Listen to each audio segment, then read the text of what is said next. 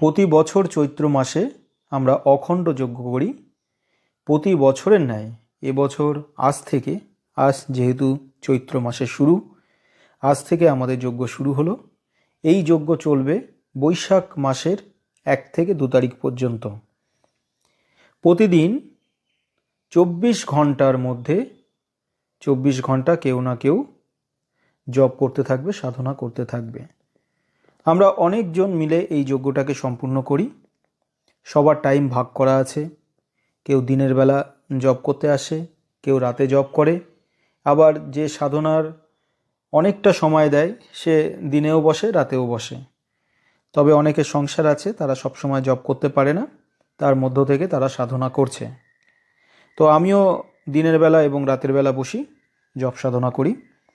আমাদের এই যজ্ঞে 24 ঘন্টা জপ চলতে থাকবে, তাই এটাকে বলা হয় অখণ্ড যজ্ঞ। যেহেতু চৈত্র মাস শিবের মাস, তাই শিবের বীজ মন্ত্রের উপরে বেশি গুরুত্ব দেওয়া হয়, অর্থাৎ শিবের মন্ত্র বেশি জপ করা হয়। মহামৃত্যুঞ্জয় মন্ত্র বা শিবের বহু মন্ত্র আছে। এছাড়াও বিশেষ বিশেষ তিথি অনুসারে কিছু মন্ত্র আছে, যেগুলি এখানে কিন্তু জপ সাধনা আমরা করে থাকি।